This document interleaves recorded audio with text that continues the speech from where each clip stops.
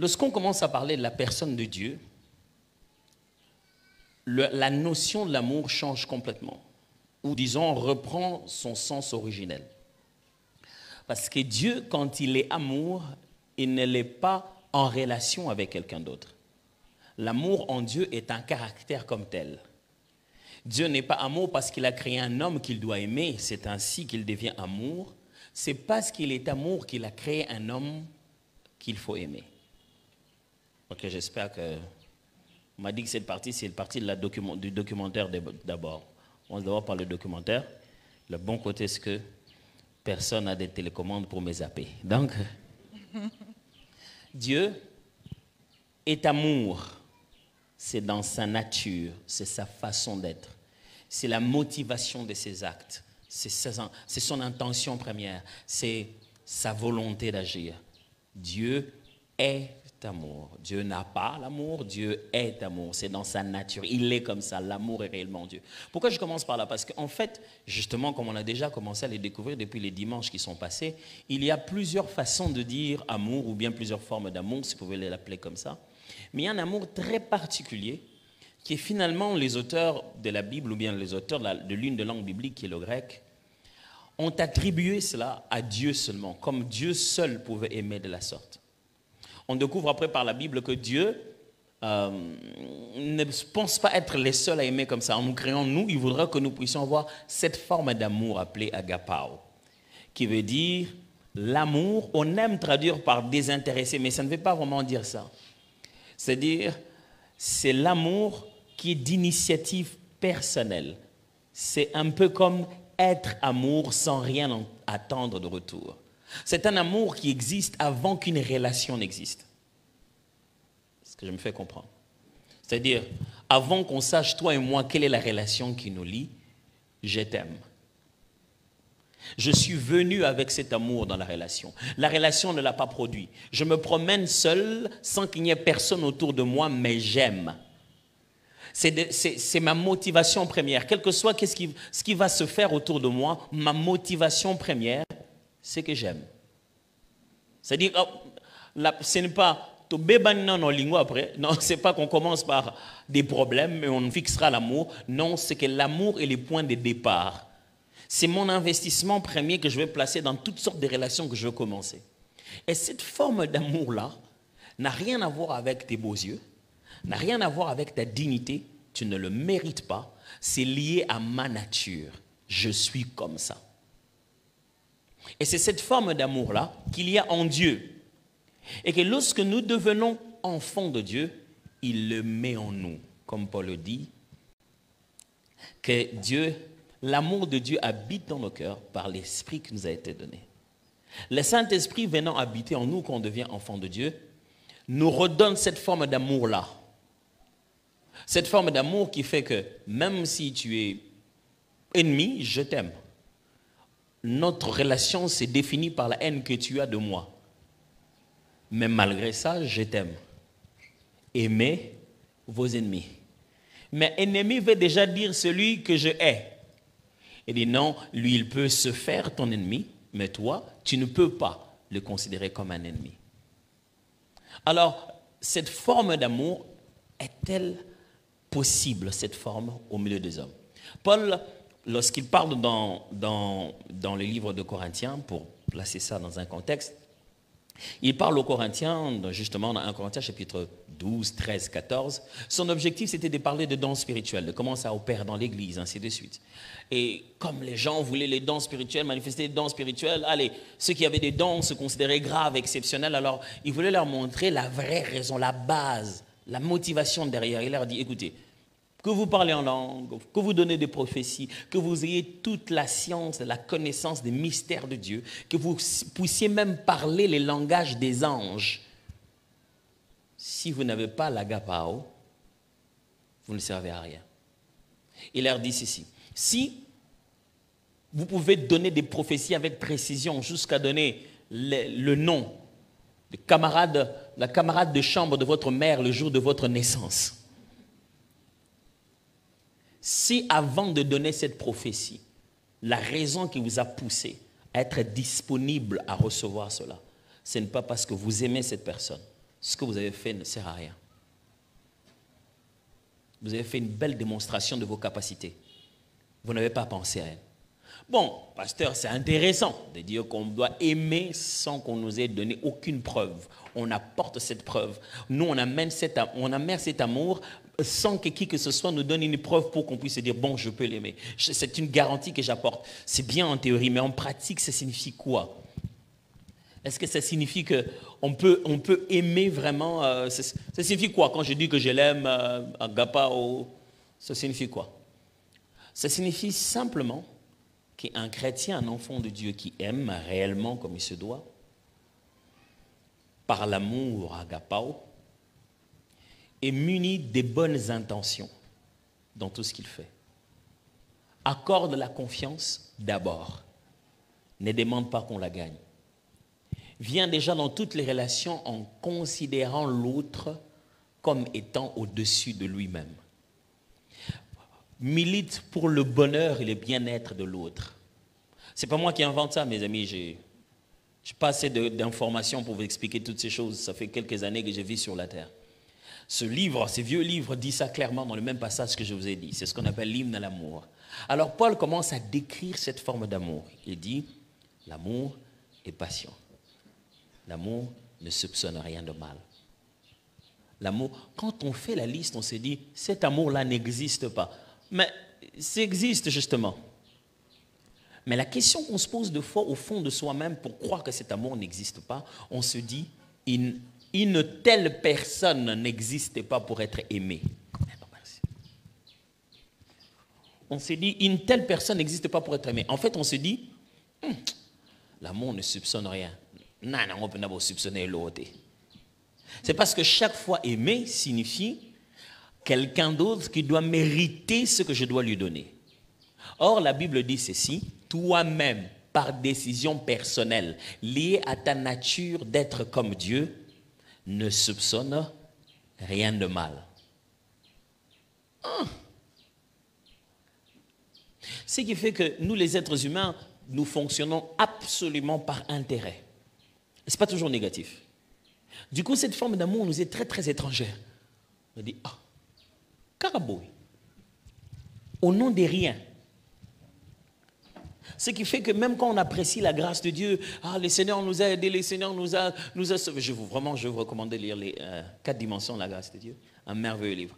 Vous vous rendez compte de la dimension du salut, Jésus nous a sauvés. Mais quelquefois, au fond de nous, on se dit, Jésus m'a sauvé parce que j'étais déjà quand même bien. Je me disais quand même, moi-même, je commençais déjà à avoir des idées d'abandonner un peu le péché. Au fond de nous, on se dit qu'on a mérité un tout petit peu. Et donc, on se dit, qui que ce soit qu'on doit aimer, doit mériter. Mais la Bible dit, non. Cet amour dont on vous parle, c'est d'aimer l'inconnu comme vous aimez celui que vous connaissez. C'est aimer quelqu'un dont vous ne connaissez pas le nom, comme vous aimez votre propre frère à la maison. C'est être prêt à venir au secours de quelqu'un qui ne connaîtra jamais comment vous appelez. C'est passer quelque part pour le bonheur de quelqu'un sans que jamais il ne sache de toute sa vie que c'est vous qui êtes passé par là. Cet amour, c'est être présent dans la vie de quelqu'un, même quand on est invisible. C'est comme ça que Dieu nous aime. De sorte que personne ne sait voir son regard et le regarder et dire, vraiment, je te dis merci. Combien de fois Dieu n'aurait pas pu intervenir dans nos vies comme le super-héros? C'est moi l'Éternel qui l'ai fait. Mais il s'est dit, l'amour que je lui montrera quel genre de personne je suis. L'amour dont je vous parle ici, appelé agapao, c'est l'amour qui révèle votre véritable identité. Vous pouvez beau me dire des choses de vous, beau vous vanter, mais ce que vous êtes se manifestera à travers cette forme d'amour. Vous pouvez me dire que vous êtes quelqu'un de juste et de bien, mais je regarde ce que vous servez dans l'assiette à votre frère et à l'autre gars qui est venu avec lui. Vous pouvez me dire que vous aimez les gens. Quelqu'un qui vient vous dire, bonjour ma sœur, j'ai quand même un problème. La façon dont tu le regardes, tu commences à voir par dire, ces aventuriers ici, ils veulent encore me dire quoi? La Bible dit plutôt, regarde en se disant, oh, Elle a un problème. C'est seulement après que tu vas vérifier si elle a un aventurier. Tu dois commencer d'abord par lui accorder d'abord le bénéfice du doute, comme on dit, et se dire, ah, ok, je vais l'écouter. Après, je verrai si elle arnaque derrière ou quoi que ce soit. Pasteur, est-ce qu'un tel amour existe vraiment? Bien sûr, nous en sommes bénéficiaires tous les jours. Mais c'est seulement qu'un tel amour, nous n'aimons pas souvent le pratiquer parce qu'une fois qu'on parle de cet amour, on le remplit d'exceptions au point qu'on ne maîtrise pas la règle. L'exemple, je viens de vous parler tout à l'heure, de ces personnes qui nous demandent dans la rue quelque chose. Tu regardes qu'il a le profil peut-être d'un aventurier. Et presque, au moment où je donnais cet exemple, la plupart d'entre vous, dans la tête, ont fait des exceptions. On dit, pasteur, chacun se bat avec ça dans sa tête, parce que justement, c'est ça le problème que nous avons. Quand il faut exprimer l'agapa, on le remplit d'exceptions. Surtout à l'église, on sort les exceptions spirituelles. Je ne connais pas son état d'âme. Je ne le sens pas. Je ne le sens pas. Mes frères, est-ce que vous savez que l'amour qui nous a rendus chrétiens, c'était l'amour qui nous a aimés païens? L'amour qui a fait le chrétien que nous sommes, nous a aimés païens. Et s'il y a une chose qui manque beaucoup dans l'Église, c'est cette forme d'amour-là. Et puis on se remplit d'un amour superficiel de rire, faire des blagues entre nous, on montre qu'on est vraiment communion fraternelle. Mais fondamentalement, quand tu aimes un être humain, tu ne peux pas l'arnaquer. Si tu m'aimes, tu ne peux pas venir me dire de te donner l'argent des transports pendant que tu en as, parce que tu veux juste prendre de mon argent. Ça, ce n'est pas m'aimer non plus. C'est sous-entendre le mal de moi. C'est penser que moi, j'en ai tellement, que j'en ai à perdre et que tu peux m'arnaquer. Mais mentir, ce n'est pas m'aimer. Alors, on peut pratiquer cet amour vis-à-vis de qui? Vis-à-vis de vous-même d'abord. Parce que si vous ne savez pas comment vous aimez ou aimer ce que Dieu a fait de vous, ce que vous êtes, vous aurez beaucoup du mal à aimer les autres. Et ça, c'est dans toutes les formes d'amour. Agapao, Eros, Philéo. Le fondamental, c'est commencer par vous-même. Je vais vous ramener peut-être dans un autre sujet que vous avez déjà touché et je vais conclure par là. Vous vous souvenez de ce que la Bible dit au sujet d'aimer la femme et l'homme? Vous savez, il dit que, je suis dans Éphésiens, au chapitre 5, il parle des responsabilités de l'homme et de la femme et il dit, Marie, aimez vos femmes comme Christ a aimé l'Église, vous savez, et qui aimez-les comme, il dit, comme Christ a aimé l'Église, il est mort pour lui et pour son propre corps. Il dit ainsi donc, Marie, aimez vos femmes comme vous vous aimez vous-même. Il dit, personne ne détruit son corps, mais il prend soin de lui. Il dit, en fait, en réalité, les hommes qui ne s'aiment pas ont du mal à aimer les gens. Chaque fois qu'il y a un problème dans une relation, il est très souvent dans l'équilibre personnel, pas dans la relation soi-même. Quand l'un de deux conjoints perd son équilibre individuel, il fait perdre complètement l'alchimie qu'il y a dans la relation. Il dit, quand tu cesses de t'aimer, tu commences à te détruire par la pornographie, la boisson, ça déjà, ce n'est pas t'aimer. Tu commences à avoir une image déformée de toi-même et de qui tu es. Tu ne peux pas maintenir une quelconque autre relation. Celui qui a du mal à s'aimer n'aimera personne. Parce que tout le monde sera vu dans le regard et sera vu dans les lunettes qu'il porte. Alors, imaginez-vous, quelqu'un qui ne sait pas s'offrir du repos. Il aura du mal à offrir du repos à quelqu'un d'autre. Et c'est très flagrant que des fois, nous ne nous rendons pas compte que nous ne nous aimons pas. Nous considérons cela comme un acquis. Tout le monde ici se dit qu'il s'aime beaucoup. Mais ce n'est pas toujours vrai. Parce que quand je regarde comment tu utilises ton corps, je te dis, omilingité, c'est ça qui nous commande. Papa, omilingité, je te vois faire ça. Quand je regarde ta coupe, je regarde ton verre, je me dis comme ta tasse et ton sucre que tu as mis dedans. Omilingité, omilinginoté. Quand je regarde certaines décisions que tu prends, omilingité. Et du coup, tu ne peux pas accorder à quelqu'un d'autre une chose que tu ne t'accordes pas à toi-même. Jamais. tu ne peux pas le faire. Donc, ainsi présenté, nous chrétiens, par Dieu qui est le seul à aimer d'agapao comme forme d'amour, nous avons hérité de cela par l'Esprit qui habite en nous. Et nous devons le pratiquer en commençant par nous-mêmes et en exprimant cela à tout le monde, pas chrétien d'abord, à tout le monde. Et nous devons être munis de cet amour avant de rencontrer qui que ce soit. Cela ne doit pas être un acte, mais un caractère et une vie que nous avons décidé de mener. Voilà. J'ai fini. Ok. Oui, on peut acclamer.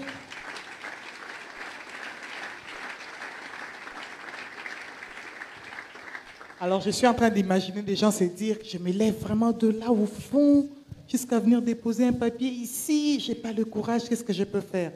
On va peut-être aussi simplifier, si les protocoles peuvent aussi être là à côté. Si quelqu'un a écrit déjà, il peut lever sa main. Les protocoles vont récupérer et nous faciliter la tâche. Merci.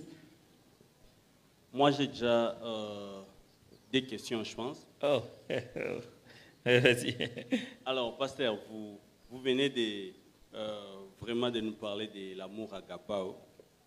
Après, je me pose la question. Ok, il y a agapao, il y a eros, il y a philéo.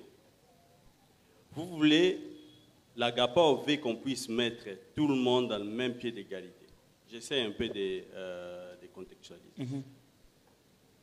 Mais ça ne peut pas nous créer des problèmes. Vous êtes mieux placé à comprendre ça. Vous êtes marié, vous voulez agapao, maman Chilo à côté, les enfants sont là, et vous parlez toujours d'agapao. Apparemment, c'est comme si les trois amours, à un certain moment, ça ne se chevauche pas. Si quelqu'un est célibataire, agapao, ça passe. Quand il devient déjà fiancé, il y a agapao, et il y a quelque part Eros qui vient d'entrer, si je ne me trompe pas, c'est Eros. Alors, avec la personne, la partenaire, c'est maintenant agapao et Eros, mais au même moment, il faudrait qu'agapao continue avec tout le monde. Je me pose la question maintenant, la personne qui doit recevoir et agapao et Eros, comment elle va se sentir? Et quand ils vont se marier, amener des enfants, ça devient agapao, Eros, philéo. Au même moment, l'agapao continue. Vous ne vous rendez pas compte que le Seigneur nous a compliqué un tout petit peu la tâche? Ah, ça c'est une bonne question. Alors, en fait, quand vous venez chez quelqu'un, vous restez au salon, c'est fantastique. Si vous êtes au véranda, par exemple, à l'entrée de la parcelle, c'est fantastique, vous êtes toujours chez lui. Et puis vous êtes au salon, vous regardez la télé, vous êtes toujours chez lui. Et puis, vous n'allez pas dans sa chambre n'importe comment. S'il vous amène un jour dans sa chambre, vous êtes toujours chez lui. Hein? Okay. Mais chaque pièce de ce chez lui est une relation très différente de privilège. C'est pour cette raison qu'on vous interdit d'aller devenir héros avec n'importe qui. Quand vous vous érosez, vous vous retrouvez. Alors, les relations progressent de cette manière-là. J'invite tout le monde, même la sentinelle qui habite chez moi est chez moi, comme ma femme qui est chez moi. Ok? Même l'invité que j'ai reçu chez moi est chez moi, comme la sentinelle est chez moi. Mais il est au salon. Même mes enfants qui habitent chez moi, qui sont dans leur chambre, sont chez moi, comme la sentinelle et l'invité qui sont chez moi. Mais seule ma femme est dans ma chambre avec moi. Différent. C'est juste pour dire que toutes ces formes d'amour marchent fondamentalement. Si je n'aime pas ma femme déjà de l'amour de Dieu, je ne peux pas bâtir un amour éros. Impossible. C'est pour cette raison que tu regardes des couples, tu vois quelqu'un en train de le battre à mort. Et puis, il est en train de lui dire qu'il aime. C'est quelle planète ça? C'est quelle forme d'amour ça? Donc, c'est-à-dire, son amour s'exprime, c'est un langage d'amour, battre l'autre comme ça. C'est-à-dire que je suis prêt à tuer ce que tu es, à éliminer ça de la terre par amour. C'est vraiment une notion très difficile à comprendre. Ce qui veut dire que l'amour que Dieu nous demande d'avoir, elle est un amour qu'on doit donner à absolument tout le monde. Et ça ne se compare pas à l'amour. C'est ça en fait le truc. Tu ne dois pas lui mais Eros, je vais dire, il m'agapao beaucoup plus que l'autre. Non. Quand on est dans agapao, on aime tout le monde de la même manière. Alors voilà ce qui se passe. Quand on passe dans les philéos, surtout, dans les philéos, qui doit distinguer qui est dans la foi, qui ne l'est pas, la Bible est claire. Quand il faut poser des actes, il dit d'abord à ceux qui sont dans la foi. Parce qu'il considère que les liens chrétiens, les liens de la vie chrétienne, nous, avec les autres, c'est un lien meilleur parce qu'on n'est plus né du sang, mais on est né d'esprit. Maintenant, celui-là est mon frère beaucoup plus que l'autre. Mais la réalité est que très rarement dans la vie, on arrive à prendre la décision sur exactement la même chose pour laquelle il faut exprimer les agapao chez tout le monde. Non, c'est très rare. Que tu te retrouves avec un pain, je donne à mon père, je donne à mon... Ça se retrouve dans les dessins qu'on met sur Instagram. Ce n'est pas dans la vie réelle. Ce n'est pas tout le temps qu'on se retrouve dans une situation où tu n'as que la seule chose et tu te dis, je donne à mon frère, à mon père, ou à un passant, ou au pasteur, ou à un passant. Ça se trouve dans les jeux vidéo. Dans la vie réelle, ce n'est pas à tout moment que tu as des choses comme ça. Et alors, en réalité, chaque degré d'amour a ses privilèges. C'est-à-dire que quand ta femme... C'est pourquoi c'est une alliance. C'est pourquoi on doit s'entendre. C'est pourquoi tu ne vas pas me prendre comme ça. C'est pourquoi on doit s'entendre pour créer ce contexte-là qui fait ce privilège de notre Eros. Et qui fait que maintenant, au milieu de deux, je te choisirai toi parce qu'il y a quelque chose d'autre, de différent avec toi. Alors, donc, vous n'êtes pas en fait en réalité en confusion. C'est que tout le monde déjà a un amour qui est fondamental, qui est Eros à tout le monde. Et quand quelqu'un est philéo, il ne peut pas avoir et philéo et Eros. Comment je peux t'expliquer ça? C'est-à-dire, il passe par les philéos spirituels, parce qu'on est tous chrétiens, on est tous enfants de Dieu, on veut se marier. Donc, je l'aime comme ma sœur, ainsi de suite. Et puis, bon, il y a une autre forme d'amour. Dans la langue, il y en a beaucoup. Hein. Dans le grec, il y a plus que ça. Il y a d'autres formes d'amour qui parlent un peu plus. On utilise stargé pour parler des formes d'amour qui sont liées à l'appartenance dans un même endroit, comme le patriotisme, ainsi de suite. Alors, non seulement ça, elle est aussi ma sœur dans la même église. Donc, elle bénéficie de ça. Elle est ma sœur dans la même église et bénéficie encore de ça. Donc, on est entre nous choristes. C'est une autre forme d'amour. Après, on est dans une autre forme d'amour où je ne peux plus faire entrer quelqu'un d'autre. Donc, en réalité, il n'y a pas en réalité de confusion, mais il y a une sorte de progression.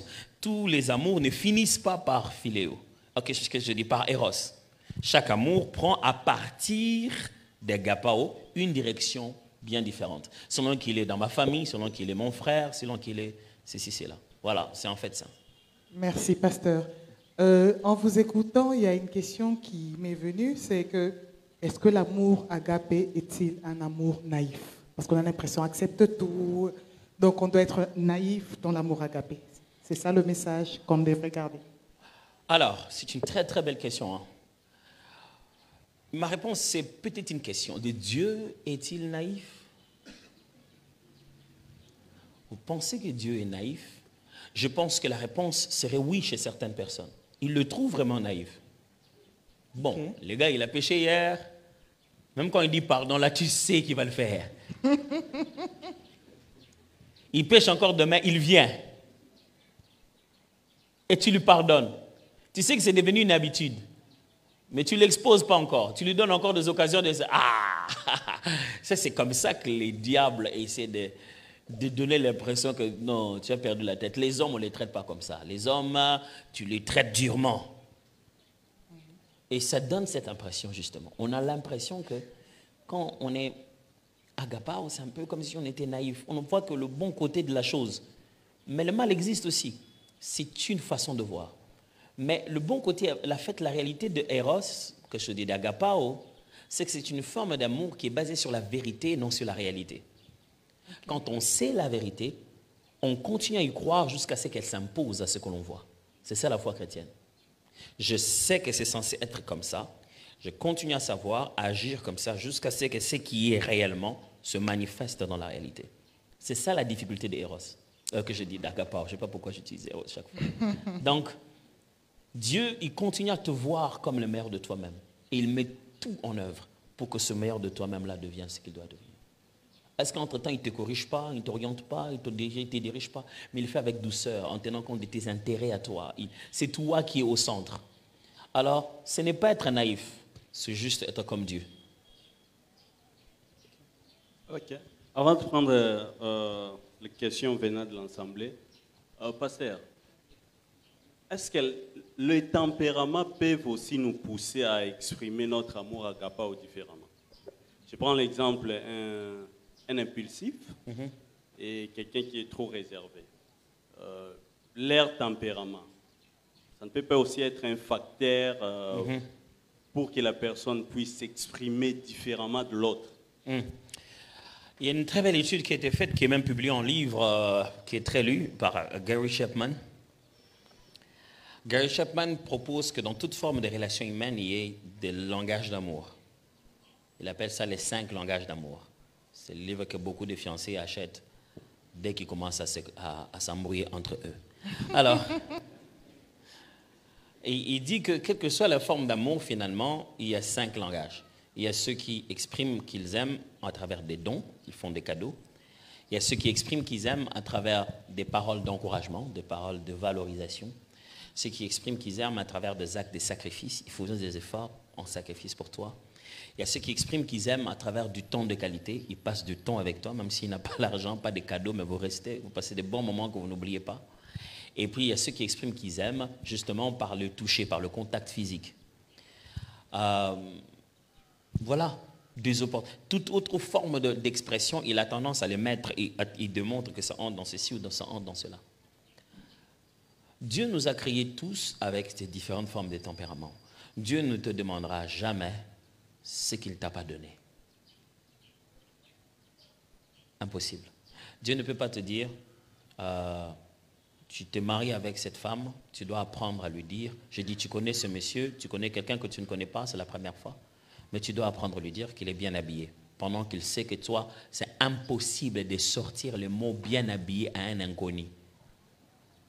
Qu'est-ce que c'est qu'un tempérament? Ça, c'est quelque chose de très intéressant. La force d'un tempérament est-il dans les éléments héréditaires ou dans les éléments acquis dans la société? Qu'est-ce qui forme cette façon d'être? Est-ce que c'est le caractère ou c'est le comportement? Ça, c'est une bonne chose. Est-ce que c'est parce qu'il est resté dans un contexte où on l'a tellement influencé à force de crier qu'il est devenu introverti parce qu'il ne pouvait pas parler? Ou il est né en étant déjà incapable de pouvoir trop dire des choses comme ça? L'amour nous change aussi. L'amour est un travail qui se passe aussi sur nous-mêmes. Le tempérament influencera la façon de l'exprimer, mais l'expression doit y être. On ne l'exprimera pas tous de la même manière. On ne sautera pas tous de joie, mais ça doit être clair qu'on aime. L'amour ne doit pas être confondu. Quand on aime, on doit sentir que c'est un acte d'amour. Tu ne vas pas me dire, moi je ne parle pas trop. Toi, imagine seulement. Je t'aime ou je ne t'aime pas. Impossible. L'amour, même si on n'a pas dit le verbe aimer, les actions doivent prouver qu'il y a l'intention ici, il y a la considération, il y a une prise en charge ici. Donc, quels que soient les tempéraments, les langages d'amour existent. Et si tu ne sais pas exprimer plus celui-ci, tu pourras apprendre à exprimer celui-là. Et surtout dans un contexte des relations, sachez que quand vous aimez quelqu'un, vous ne l'aimez pas que comme vous voulez l'aimer. Vous devez aussi l'aimer comme il aime être aimé. Tu vois, ça fait 2 choses. C'est-à-dire que moi, si je t'aime, je te gifle. Tu vois, voilà, c'est ma façon de dire. Moi, il y a des grands, vous grandissez. Je ne sais pas si ça vous arrive. Nous, on avait des grands frères quand vous grandissez. Quand ils rient très fort, ils te giflent au dos. Donc, c'est seulement quand ils commencent à rire. Là, ils te giflent fort sans même se rendre compte. Tu vois? Alors, là, ils montrent qu'ils t'aiment. Mais peut-être toi, pour qu'on t'aime, on doit être doux avec toi. Du coup, mon langage, au moment où je suis en train de te dire que je t'aime, c'est le même moment que je suis en train de te dire que je ne t'aime pas. De mon langage, je dis que je t'aime, et de ton langage, je dis que je ne t'aime pas. Ça aussi, c'est un conflit qui rentre en réalité. Alors, je pense que le tempérament n'est pas la limite de nos expressions. Il faut défier, l'amour vient nous changer. On ne va pas chercher l'amour de ce qu'on veut pour donner à l'autre, on va aussi le chercher de ce qu'il attend de l'amour, comment il considère, comment il reçoit l'amour. On doit aller chercher jusque là-bas. Ok. Entrons maintenant dans... C'était le début. Hein? Non, on va prendre les questions, au fait, qui viennent de... Oui, parce qu'il dit entrons maintenant, donc je me dis... on entre maintenant dans les questions. Ça, c'était ta question à toi. Oui, oui. Oh. Okay. Alors, on va faire un tour de rôle. Maman Clarisse, il y a des questions. Pasteur, que diriez-vous d'une personne X qui a eu à nous faire du mal par le passé et qui a peur qu'on lui fasse du mal en retour? il nous évite. Faudrait lui laisser de l'espace, l'éviter aussi pour qu'il soit à l'aise? C'est une bonne question de psychologie, ça, de comportemental. Quelqu'un qui a été blessé avant a peur d'être blessé. Dans l'écoute active, on dit qu'il y a 3 étapes fondamentalement. Quand vous voulez écouter quelqu'un de sorte qu'il sente qu'on l'a écouté pour l'aider. Premièrement, il faut tout commencer par un accueil chaleureux. Le mettre dans le contexte de se sentir heureux, de se sentir à l'aise. Cette personne, si elle est devenue votre amie ou bien elle partage votre milieu, c'est qu'il y a quand même quelque chose qui l'attire. Mettez-lui dans les meilleures conditions. Après, montrez-lui du respect. S'il se sent respecté, il ne craint pas le retour du même scénario. Les gens qui ont été blessés détestent être manipulés. À une telle personne, ne fais pas de surprise. Demande-lui ce qu'il voudrait. C'est différent. Parce que chaque fois qu'il a l'impression qu'il perd le contrôle d'une relation, il s'enfuit. Chaque fois l'impression qu'il subit, il a peur que quelque chose de mal lui arrive. Redonne-lui du respect. Après cela, de l'empathie. Comprends les choses dans sa situation. Mets-toi à sa place. Parce que de fois, on se dit, il est blessé, mais t'es mon blessé, on est ici, là, t'es. Mais c'est pas faux, pasteur. Hein? Il y en a qui exagèrent. Oui, mais la réalité est celle-ci. La notion même de l'exagération est liée au standard que nous tous devons se donner en disant, quand tu as été blessé, tu dois te limiter à faire ça. Ça existe où? Nulle part. La réalité de la douleur de la chose. On peut nous gifler, nous deux. Tu vois? Mais pasteur, c'est pas être faux avec la personne? Non, c'est justement être en train de l'aider. Vous n'êtes pas faux avec lui. Justement, vous devez creuser l'abcès, parler de ça, vous devez en parler. Mais devez en parler non pas comme si vous êtes en train de le présenter, comme si vous êtes en train de le faire sentir que vous étiez juge, en disant, toi aussi on t'a blessé, c'était quoi? Alors, vous devez respecter progressivement à toucher le sujet que lorsqu'il vous en parle. Vous avez besoin de proximité, vous avez besoin d'être proche de cette personne. Mais faites attention, ne la rendez pas dépendante et ne tombez pas dans la tentation de devenir son messie. Vous n'allez pas le changer. La décision du changement est personnelle. Il faut que la personne décide de participer à son changement. Ne dites pas que non, je vais commencer à le changer. Vous allez devenir un problème. Vous allez devenir un genre de, comment j'appelle ça, une sorte d'alimentation émotionnelle. Quand sa petite douleur arrive, il vous appelle. C'est là que les relations se perturbent. On était des bons amis, on est devenu l'ami chargé de la blessure interne. On ne sait pas que quand tu deviens chargé de la blessure interne, tu sais que tu es déjà à l'intérieur du cœur. Et puis un bon matin, tu t'enfermes des dents dans le cœur. Tu vois? Alors je pense que quand quelqu'un était beaucoup blessé et qu'il a peur maintenant d'entrer dans cette relation, vous ne pouvez pas vraiment lui dire arrête d'avoir peur. Ça se bâtit progressivement. Vous devez être suffisamment ouvert pour qu'il se rende compte qu'il est avec d'autres personnes. Mais j'insisterai, prenez le temps de l'écouter et de ne pas croire que vous connaissez sa solution. Écoutez-les très bien. Parce que des fois, quand les gens parlent, ils ne savent pas leurs problèmes eux-mêmes. Tu te rends compte que non? Il n'est plus blessé maintenant. Il a peur. Il n'a plus de douleur, il a de la peur. Et la peur ne se traite pas comme la douleur. Et donc, qu'est-ce que je dois faire pour qu'il n'ait plus peur? Je dois lui dire ça aussi. Je dis, tu sais, je commence à avoir l'impression que tu as peur.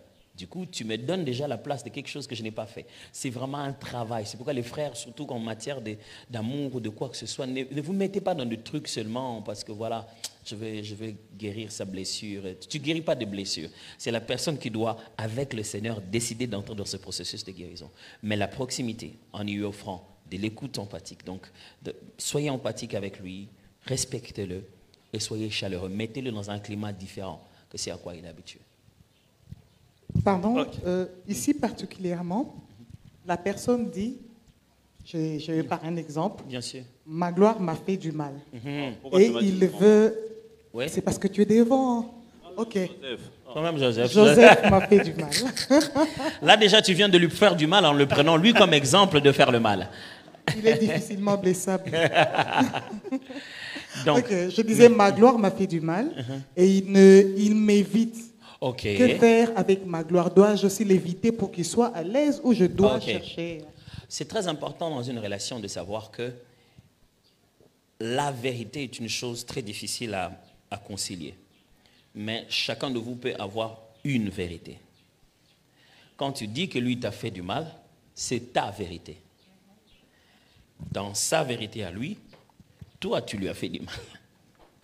Et donc, si il fait comme si il t'avait rien fait, c'est parce que chez lui, il t'a rien fait. Tu vois? Du coup, toi, tu es très blessé du fait qu'il t'ait fait mal et qu'il ne montre même pas qu'il t'a fait mal. Mais c'est parce que chez lui. C'est toi qui l'as fait mal.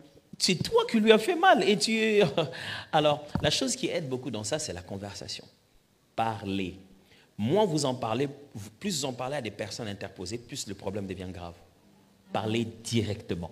Et soyez capable de dire, mon cher, mon frère, ma soeur, tu m'as fait mal. Et ne parlez pas quand les émotions sont encore à fond. Asseyez-vous, dites, je voulais te partager de quelque chose. Il est possible que ce ne soit pas l'intention que tu avais, mais j'ai mal. J'ai mal quand je vois tel acte, tel acte, tel acte. Lui, au plus, il peut se dire, ne t'attends pas qu'il va dire, oh, pardonne-moi, non. Il peut te dire, vraiment, ça m'étonne que tu aies le culot de dire que moi, je t'ai fait mal. Parce que toi, tu vois. Alors, la résolution d'un conflit peut commencer comme ça, justement. Le conflit, maintenant, se déclare clairement. On se rend compte que non. Alors, vous définissez les choses en disant, non, mais écoute, moi, quand tu fais ça, moi, quand même, ça me touche. Alors, vous avez la liberté de commencer à demander pardon dans les deux sens. Si vous évitez un problème, il ne disparaît pas. Vous voyez? Si vous évitez un problème, c'est comme si vous entrez dans un terrain de foot parce que vous avez peur d'être celui qui va marquer ou n'est pas marqué, vous fouillez les ballons. Même si vous fouillez les ballons, vous sortirez hors jeu. Parce que la relation est un système. Ce n'est pas force de le fuir comme ça que... On peut vous appeler comme ça là. Bon, mon frère, vous deux, je vais vous faire un exercice. Donc, on est binôme ballon à bengi. Alors, je pense qu'il n'y a pas meilleure façon de résoudre un problème que de converser. Ne l'évitez pas. Ne faites pas la mauvaise chose qui vous fait souffrir. Vous allez aussi le faire souffrir, non?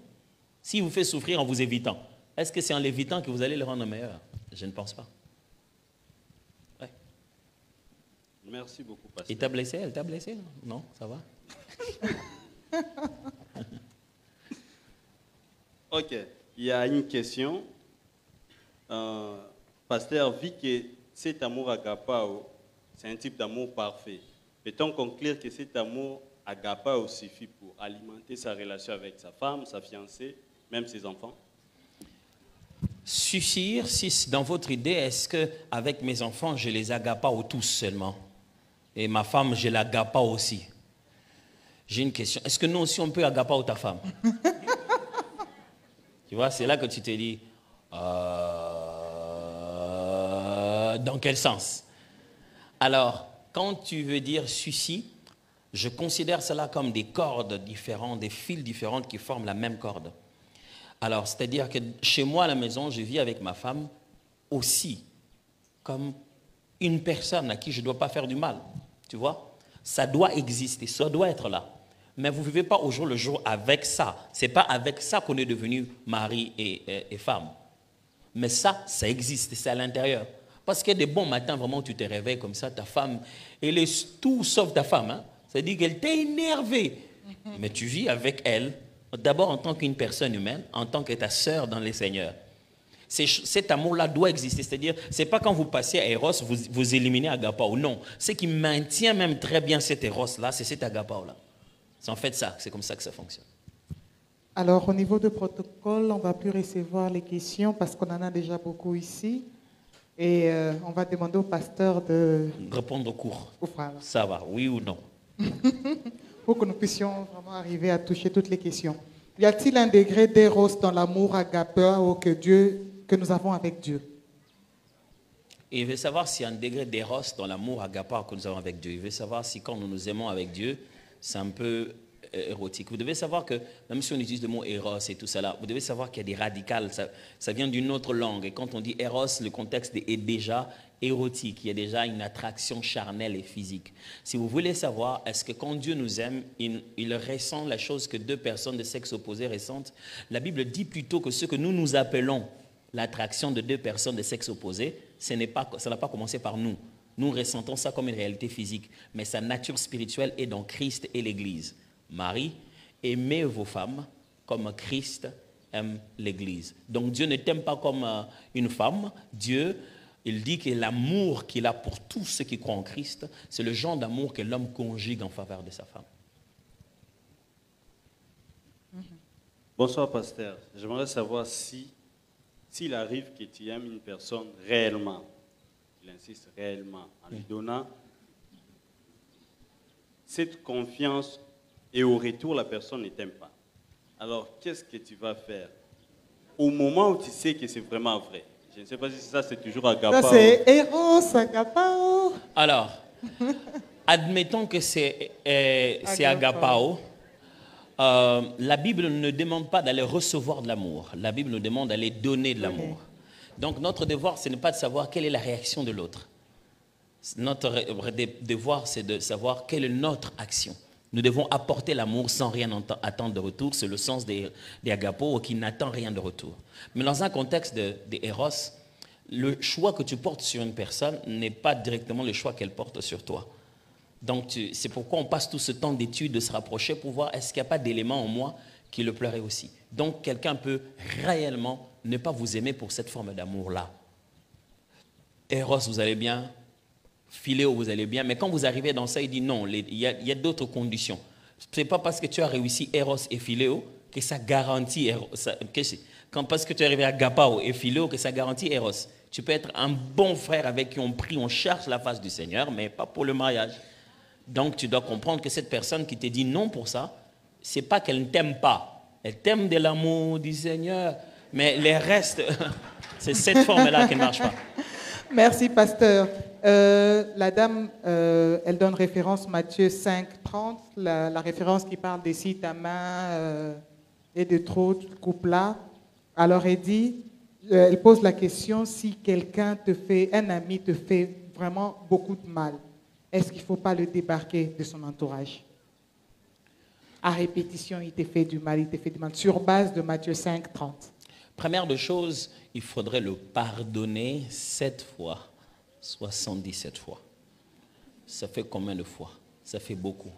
Pasteur, on est collé cimenté à l'amitié, quoi. On ne peut pas arrêter l'amitié. Non, je n'ai pas dit qu'il doit rester ton ami. J'ai dit que tu dois continuer à l'aimer. Tous ceux que nous aimons ne sont pas nos amis. L'amitié est une forme de relation, de proximité, d'intimité avec laquelle on partage un certain type d'informations. Si on se rend compte qu'en devenant si proches, des fois, certaines personnes nous blessent, pas parce qu'elles nous blessent. Nous avons commis l'erreur de les amener trop près. Tout ce que nous connaissons ne sont pas censés les amener trop près. Vous voyez? C'est-à-dire que pardonner là, n'est aucune forme de rancune à l'intérieur. Ça, c'est ce qu'il faut. Il ne faut pas faire ça. Il ne faut pas se dire, ah, je te raille. Non, non. Tu n'as pas besoin de le railler dans la vie parce que dans la vie, les choses bougent. Demain, il ne faut pas que quand vous rencontrez quelque part, il ait senti que tu l'avais raillé. Mais la meilleure chose à faire ici, c'est de le pardonner d'abord et puis de comprendre que quand votre amitié atteint ces degrés de proximité, tu es tout le temps blessé par ça. Tu ne peux plus aller dans ce degré de proximité. Tu changes la forme de votre relation. Et c'est totalement permis. Vous pouvez même en parler. C'est pas seulement qu'il se réveille un matin, tu peux lui dire, mon cher, je pense que toi et moi, tu me blesses trop. Il y a toujours quelque chose que tu n'aimerais pas. Des fois, tu vas me sentir un peu froid sur certaines choses. Ce n'est pas parce que je ne t'aime pas, je ne te considère pas, mais je pense simplement qu'on doit se protéger. C'est tout. Vaut mieux en parler. Ah bon. Pasteur, comment faire pour ne pas être naïf? J'ai parlé que c'est une sœur. Arrêtez. Pourquoi? Je ne sais pas, c'est ce qu'on est. Ah, pardon? Comment faire pour ne pas être naïf? Non, Clarisse a dit pourquoi. Pourquoi c'est une sœur? Ah, mais c'est souvent les sœurs qui viennent. Elle a écrit naïf ou naïve? Peut-être ça peut déjà nous aider. Voilà, il est naïf. Naïf. Voilà. Naïf. Comment faire pour ne pas être naïf? Des fois aussi c'est impersonnel. Hein? Quand c'est impersonnel, c'est au masculin. Bon, on ne va pas entrer dans ce débat. Alors, voilà ma meilleure réponse. Arrêtez. C'est tout. J'avais dit à partir d'aujourd'hui, je ne suis plus naïf. C'est tout. Qu'est-ce que j'avais dit? Ça veut simplement dire que commencez à repenser 2 fois. Quand vous êtes naïf, c'est-à-dire votre première réaction, votre première réponse aux situations n'est pas bien réfléchie. Maintenant, faites tarder vos décisions. C'est ce qui démontre que vous cessez d'être naïf. C'est-à-dire parce que vous connaissant qu'on fait ça, vous savez que vous allez faire là. Les premières choses que vous faites là, vos premières réactions ne sont pas très bien jugées. Alors prenez du temps dans vos décisions. Dites-vous, je ne peux plus être naïf. Voilà. Comment réagir lorsque une personne vous aime d'un amour eros alors que vous l'aimez d'un amour agape? C'est fantastique. Il faut juste revenir dans un amour agapé ensemble, dans un contexte d'amour agapé, affirmer clairement l'amour agapé. Il faut qu'il soit clair. Il ne faut pas que la personne ait l'impression que tu es en train de lui dire que tu les hais dans toute sa vie. Il faudrait que ce débat soit clair. Pas par un SMS et des emojis. Non. Pas debout, non loin de chez nous. Si tu as peur que vous auriez quelque part, il peut réagir mal. À la fin du culte, le pasteur Ken est là-bas en train de voir les gens, vous vous mettez là quelque part. Et comme ça, quand vous finissez, vous restez parler avec le pasteur Ken. Vous prévenez que vous venez de rompre au cas où il est quelque part dehors ici. Alors, c'est parce que à ce moment-là où tu veux lui dire non sur une forme d'amour, tu lui fais croire que tu ne l'as jamais aimé. C'est ce qui fait bizarre. Alors tu lui fais croire que je n'ai rien ressenti pour toi. Il faudrait que tu clarifies ça. Tu dis aujourd'hui, si tu me vois avec mes frères, j'ai une attention exceptionnelle. Qui ferait que si mon frère aujourd'hui veut épouser une autre jeune fille, elle me sentira jalouse. Jalouse de mon frère, parce que j'aime mon frère. Et cette jalousie-là, ce n'est pas parce que je vais épouser mon frère. Et c'est-à-dire que j'aime mon frère. Et c'est de cet amour-là que je t'aime toi, comme mon frère.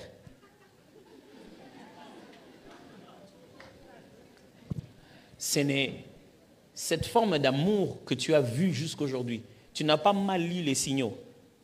J'ai de la considération pour toi. Tu vaux, tu es quelqu'un d'utile pour moi. Je pense à toi, je t'appelle, je pense à ton bonheur. Mais je ne pense pas que tu puisses le faire avec moi. Je n'ai pas du tout ces attractions, cette façon de voir l'amour à ton sujet. J'en ai pour d'autres personnes. C'est clair? Ah oui. Que faire? Oh, mais c'est moi. Ah, ok. Ah, c'est ton tour. Il sait comment ne plus être naïf. Vas-y, mon cher. Donc, c'était lui. Ça m'a fait rire cette question. Pasteur, l'amour agapao m'a poussé à aimer tout le monde comme tout le monde de la même manière. D'où je commence à voir toutes les sœurs comme mes sœurs. Je n'arrive plus à basculer vers les héros. Mais j'ai envie de me marier. Je ferai comment? OK. Très belle question. Alors, le frère a besoin de basculer. Et il n'arrive pas à basculer. Moi, je pense plutôt que tu ne connais pas que veut dire l'amour Eros. Parce que si tu savais qu'est-ce que c'est que Eros, ça va éliminer beaucoup de gens dans ta liste de agapao. Si tu savais que ça se donne en Eros, ça se donne en agapao, tu saurais tout de suite qu'il n'y en a qu'une à qui tu donnes quelque chose de supplémentaire aux autres. Ça veut dire que dans ce que tu appelles tes agapao, il est possible que tu aies mélangé ça avec du Eros. Et qu'il y ait un bon soupçon de Eros qui nage dans tous tes agapao avec les sœurs. C'est pourquoi tu n'arrives plus à bien les distinguer. Je ne dis pas que c'est ça, je dis qu'il est possible. Alors, commence plutôt par définir le Eros. Pourquoi aujourd'hui tu arrêterais d'aimer une sœur par agapao et tu l'aimerais pour Eros? Ce serait pourquoi? Quel serait l'avantage? Quels seraient les changements? Qu'est-ce que tu lui donnerais des différents que tu donnes pour les autres? Définis c'est quoi les Eros. Alors, tout de suite, la sœur va se démarquer au milieu de toutes les autres. Voilà. Merci, pasteur. Il y a des questions sérieuses ici. Ouais. Que faire quand on aime quelqu'un et que l'on demande la volonté de Dieu? Dieu reste discret. Il nous présente les points positifs de la personne et les points négatifs de la personne et nous laisse décider la suite. Dieu reste distrait. Discret. Oui, discret. Ah, discret. Donc, Oui, donc il nous présente le point positif et le point négatif de la personne et il nous laisse décider la suite. Très souvent dans la décision de mariage, Dieu n'aime jamais que tu puisses te dire encore, voici la femme que tu m'as donnée. Il préfère que la femme que... Écoutez bien cette question. Que faire lorsque tu aimes quelqu'un? Dieu t'a envoyé aimer là-bas. Tu avais déjà commencé avant, seul. Maintenant, au moment de t'engager, tu veux que ce soit lui qui s'engage à ta place. On est en moutamouté. Tu vois? En fait, en réalité, ce qui se passe, c'est qu'on est déjà pris dans un élan, on veut juste le faire approuver. Bon, j'allais pas la chanter bonne une façon. chanson, mais c'est... Mutunalingi ye oyo na ye obongisa ye. C'est un peu ça. Ouais, on a lingué, mais bon, ça est. Voilà. Ah. Alors, je pense que la meilleure façon de faire, mes chers amis, vous devez savoir que Dieu parle tantôt d'une manière, tantôt d'une autre. Dans cette question, le problème n'est pas si Dieu n'a pas parlé. Le problème, c'est que tu veux que Dieu s'engage davantage dans ton affaire de te marier. Mon cher, c'est toi qui te maries, pas Dieu. Tu dois finalement prendre une décision. Même quand tu as la plus grande révélation céleste, tu devras prendre une décision. Si toute ta vie devient comme ça, c'est Dieu qui choisit à ta place, tu ne vis plus. Pasteur, nos jeunes sont dangereux. Oui. Ils vont les dire, le pasteur Atom a dit de ne pas consulter Dieu. On les connaît. Je précise, Voilà. Dieu, on ne le consulte pas quand on est à la confusion entre les amours Eros et Agapao. Ok. On consulte Dieu pour ton parcours de la vie. On consulte Dieu pour savoir où tu vas, qu'est-ce que tu dois faire. On consulte Dieu pour comprendre très bien ta vision. Quand tu te comprends mieux au moment de te marier, tu n'hésiteras pas, ma soeur, je te le dis. C'est clair. Tu sais, quand tu as des détails avant même de connaître la personne, le moment où tu connais la personne, vous vous regardez, même si j'avais oublié ces détails-là, il t'a parlé, puis tu es rentré à la maison, ça revient. Oh, mais oui, mais ça doit être lui, parce que tu sais, c'est-à-dire que tu avais eu ces moments-là avant de pouvoir t'engager émotionnellement. Ok. Ce que je suis en train de dire ici, c'est que les gens s'engagent émotionnellement déjà, et puis maintenant, ils vont faire valider ça. Donc, ils prennent ces émotions, disent Dieu, mets ici. Maintenant, si ça ne marche pas, Dieu avait dit que ça marche, c'est pas elle. Mais mon cœur avait dit que c'était elle, donc celle que j'ai épousée, c'est que Dieu m'avait imposée. Celle que moi j'avais aimée, c'était celle-là. Tu t'imagines Dieu se mettre dans cette position. En fait, ce que j'essaie de nous dire ici, Dieu parle. Le problème qu'il y a avec mon frère ou ma soeur qui a écrit ça, son problème n'est pas sur le fait que Dieu parle ou pas. Son problème est sur le fait de l'importance qu'il accorde au langage disponible de Dieu dans sa situation. Veut-il que Dieu donne un songe, une prophétie? Qu'est-ce qu'il dit? Écoute, il dit, Dieu te montre les points. Qui te montre ça? Dieu. Et tu dis qu'il n'a rien fait jusqu'ici. Et toi, tu viens voir un père, tu dis, je vais épouser ta fille. Il va te dire, épouse-la, ou bien il va commencer à vendre sa fille. Donc, Dieu te parle, mais le problème, c'est que toi, tu veux un langage bien particulier parce que l'engagement est grave.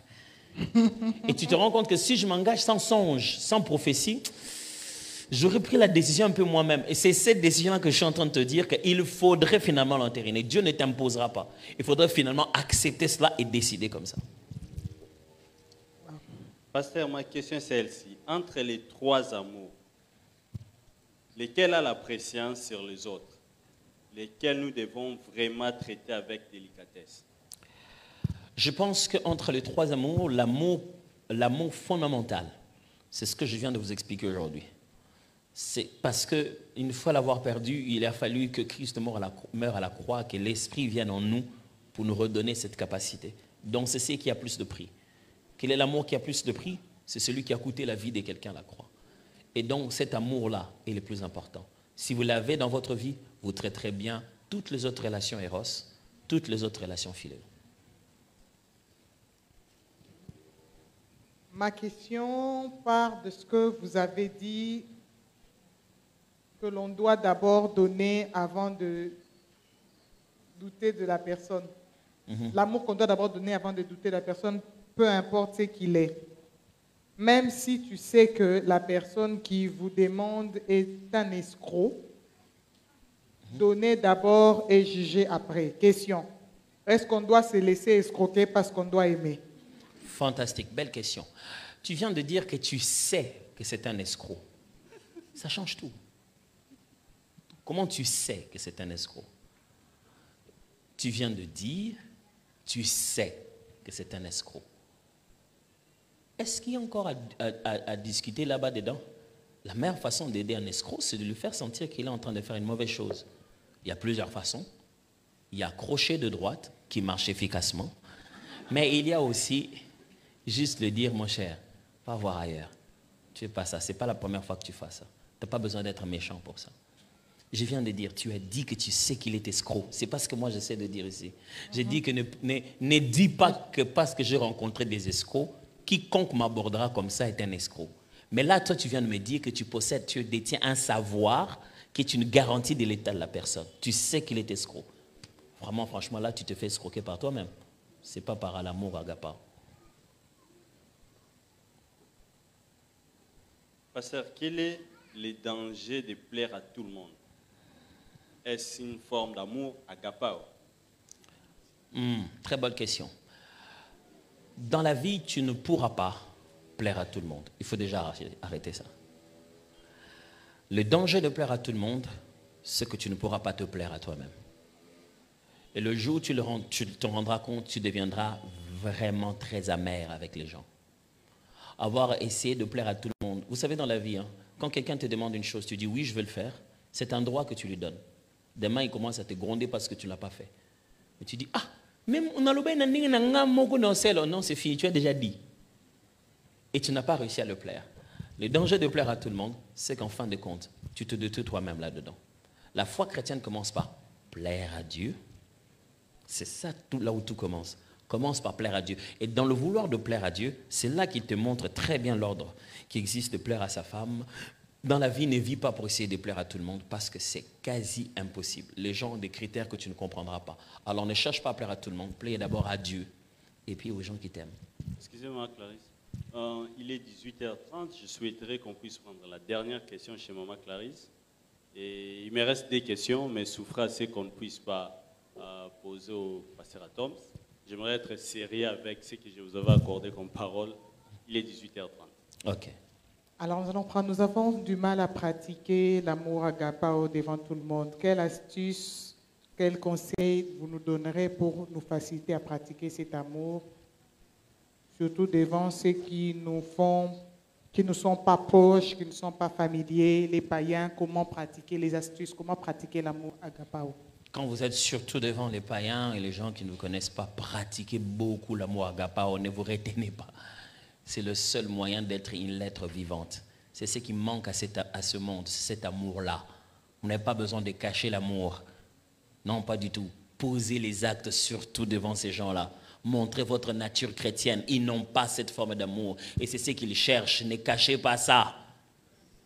C'est important. Ne vous infiltrez pas. Non, non. Vous êtes en chemin, vous vous rendez compte que, je ne sais pas moi, quelqu'un qui a des fonctions moindres que les vôtres, pendant qu'elle est en train de marcher, ses talons sont abîmés ou quoi que ce soit, je ne sais pas moi quoi, vous devez courir jusque là-bas, le fait de poser de l'aide, même si vous êtes le patron, faites-le. Parce que c'est cet amour agapao dans le leadership de serviteurs que le monde ne voit pas. Montrons Christ. Ne trouvez pas des astuces, faites-le comme Jésus le faisait, librement et aisément. Sur une note joyeuse, pasteur, vous avez une chaise. Il y a votre belle-mère, votre mère, votre pasteur et votre femme. À qui vous donnez la chaise? Je n'ai qu'une seule chaise. Oui. Il y a mon pasteur, Belle-mère, ma belle-mère votre mère et ma mère. et votre femme. Très belle question.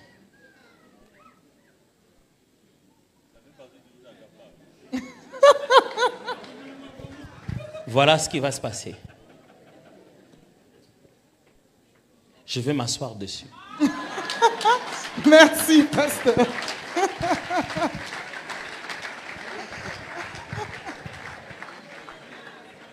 Merci beaucoup, pasteur. C'était un réel plaisir de vous avoir mis. Très partagé, merci beaucoup. Alors, vous allez prier pour nous. Oh, bien sûr. S'il n'y a pas un dernier mot à nous dire, vous priez pour nous et on va clore ces instants. Oh, mon dernier mot, ce serait vraiment l'encouragement. Vous savez, tout ce qu'on est en train de se dire ici, c'est à vivre. Hein? Si on ne vit pas ça, ça ne sert à rien. Et s'il vous plaît, l'amour, ce n'est pas un post sur les réseaux sociaux. L'amour, ce n'est pas une citation sur Instagram. Vivez l'amour vraiment. L'amour, ne sait pas. Peut-être que si Paul était là, il allait dire ça comme ça. Peut-être qu'il est venu avant cette période.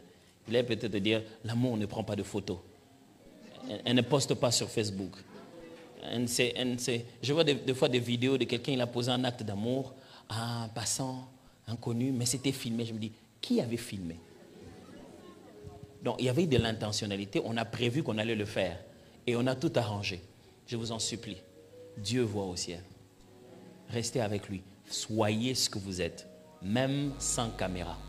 Après ces moments ici, comment on saura que vous devenez ceux qui aiment Agapao? Ce n'est pas avec les affirmations que vous mettrez sur Facebook. C'est comment votre voisin, le fou qui est au début de votre ruelle, vos collègues de classe et les gens dans les taxibus vont commencer à se dire, celle-là est différente, je vais prier avec vous. Père de gloire, merci de nous avoir donné ce temps avec mes frères et sœurs, ces précieux hommes et ces précieuses femmes de Dieu. Tu nous les as donnés comme des dons, des cadeaux venus du ciel. Jésus, tu nous as tellement aimés que si on me dit que l'amour agapao que j'explique aux gens est une folie, ça va encore m'encourager davantage. Parce que la façon dont tu m'as aimé, tu m'aimes, est une vraie folie. Me demander d'aimer comme toi, sans toi, c'est impossible. J'ai vraiment besoin de toi. Heureusement que tu as rempli nos cœurs de ton esprit. Aujourd'hui, nous venons découvrir que le Saint-Esprit n'est pas en nous seulement pour qu'on fasse des exploits, mais surtout pour qu'on aime comme tu aimes. Père de gloire, je te rends de multiples actions de grâce. Je sais qu'aujourd'hui, après cette prédication, ce ne sont pas nos parler en langue qui seront la preuve de quelque chose qui s'est passé en nous, mais ce sont nos décisions de cœur de pardonner, d'aimer, d'accorder une seconde chance. C'est ça qui sera la preuve. Père, fais en sorte qu'on sente dans cette église qu'il y a de l'amour. Que celui qui est venu même la toute première fois, sans qu'on le connaisse, sans qu'il se soit levé, il voit un climat d'amour et d'un amour désintéressé. L'amour qui ne regarde pas la forme de la veste ou l'accent qu'il y a dans le français parlé. L'amour qui ne regarde pas de quelle commune on vient. L'amour qui ne regarde pas qui est-ce qu'on fréquente d'habitude à l'église. L'amour qui est juste l'amour de Dieu sans rien d'autre. L'amour qui ne va pas que vers ceux qui ont étudié de notre côté, qui présentent les mêmes indices d'aisance. L'amour qui ne va pas entre nous qui nous pensions être pauvres et qui pensons posséder une quelconque forme d'handicap. Mais l'amour qui va chez tout le monde, comme Christ allait des lieux en lieu. Père, dois-je te demander de nous donner cet amour? Tu l'as déjà fait en nous donnant ton esprit. Tout ce que je te demande, apprends-nous à pratiquer. Aide-nous à extérioriser cela. Au nom de Jésus.